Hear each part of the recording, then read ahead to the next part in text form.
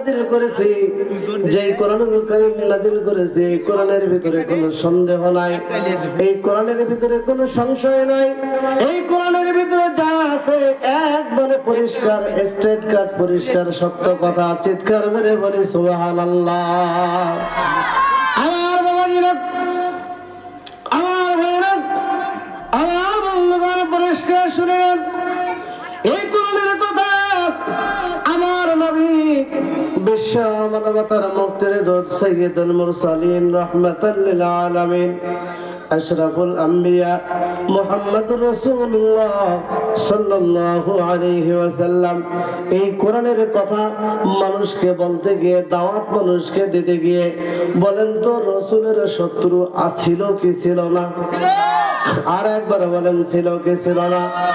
নবীদের শত্রু ছিল, নবীদের বিরুদ্ধে ষড়যন্ত্র হচ্ছে, নবীর বিরুদ্ধে ষড়যন্ত্র করে নবীকে দুনিয়া থেকে চিরবিদায় দেওয়ার জন্য পরিকল্পনা করা হয়। এই পৃথিবীর যতগুলো মানুষ যতগুলো পরিকল্পনা করুক না কেন, এবার বলেন তো সব পরিকল্পনা আমার আল্লাহ জানে কি জানে না? আরো জোরে বলেন, জানে কি জানে না? আল্লাহ সমস্ত পরিকল্পনা জানে। আমার ভাইয়েরা, আমার বাবাজিরা, কি আর বলবো আপনাদেরকে, কথা বলতে গেলে অনেকের মনে লাগে ব্যথা। কথা কর, বলতে গেলে অনেকের মনে লাগে ব্যথা। আজকে আল্লাহ রাব্বুল আলামিন সৃষ্টি মানুষকে করে দিয়ে একদম মানুষকে পুরুষ বানিয়ে দিলেন, আরেকদম মানুষকে নারী বানিয়ে দিলেন। এই সমাজের ভিতরে নারী এবং পুরুষ আছে না নাই? আর একবারে বলেন, আছে না নাই? নারী পুরুষ আছে, আবার মাঝখানে আরেকটা আছে যারা নারীও নয় পুরুষও নয়, তাদেরকে আমরা কি বলি?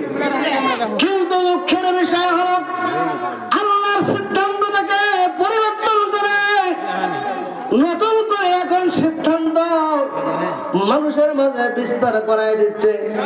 আল্লাহর কথাকে ওভারটেক করে, আল্লাহর সৃষ্টিকে ওভারটেক করে যে মানুষগুলো পুরুষ তারা নাকি নারী হইতে চায়, মনে মনে বললে নাকি এখন নারী হয়ে যায়। কথা বলেন ঠিক না বেঠিক? এখন শরীফ থেকে আবার শরীফা, ইচ্ছা করলে শরীফা থেকে শরীফ হইতে পারে।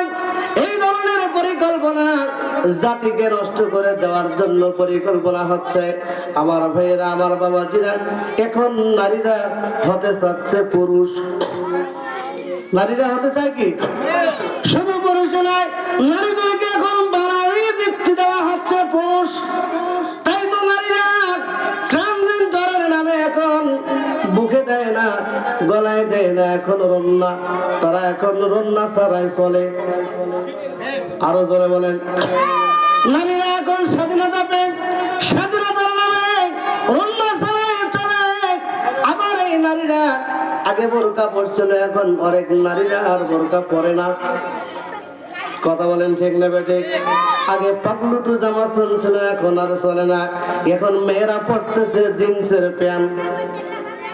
কথা বলেন না কেন? এখন মেয়েরা পড়তেছে জিন্সের প্যান্ট, আর পড়তেছে তারা জিন্সের শার্ট। মরি হায় রে হায়, এখন দেখি এই মেয়েরা আবার লুঙ্গি পরবার চায়। মরি হায় রে হায়। কথা বলেন ঠিক না বেঠিক? শুধু মেয়েরাই নয়, আমার ফোন লাইভ করতে বলেন, দেখেন। মেয়েদেরকে বললাম জন্য মেয়েরা মন খারাপ করে বসে থাকলো। শুধু তাই না, এখন ছেলেরা হাতে যাচ্ছে মেয়ে। কতক্ষণ ছেলেরা এখন হাতে যাচ্ছে নারী। তাই তো মাথায় ছোট চুলের পরিবর্তে এখন ঝাঁকড়া ঝাঁকড়া চুল মাথায় লাগায়। কথা বলেন ঠিক না বেঠিক? কানে দিচ্ছে লম্বা লম্বা চুল, কানে দিচ্ছে লম্বা লম্বা দুল, মাথায় রেখেছে আরো ঝাঁকড়া ঝাঁকড়া চুল, হাতে পড়তেছে এবার চুড়ি, হাতে পড়তেছে আংটি, গলায় পড়তেছে আরো স্বর্ণের চেন। কথা বলেন ঠিক না বেঠিক? মরি হায় রে হায়, এখন দেখি ছেলেরা আবার শাড়ি পরবার চায়। মরি হায় রে হায়। আমার ভাইয়া, আমার বাবাজিরা, যে আয়াতে কারিমা আপনাদের সামনে তেলাওয়াত করেছি, এরপরে অল্প কিছু সময়ের ভেতরে আপনাদের সামনে সেই কথাগুলো উপস্থাপন করার চেষ্টা করবো। আল্লাহ ডাক দিয়ে বলল, নবীজি এই কাফের মুশরিকদের ষড়যন্ত্রের ভিতরে আপনি পড়ে গিয়েছেন। নবীজি চিন্তার কোনো কারণ নাই।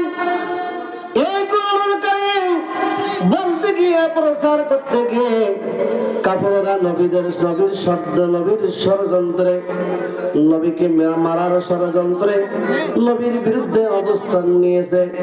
একসঙ্গে বসে বসে তারা যুক্তি করতেছে নবীকে কিভাবে মারা যায়।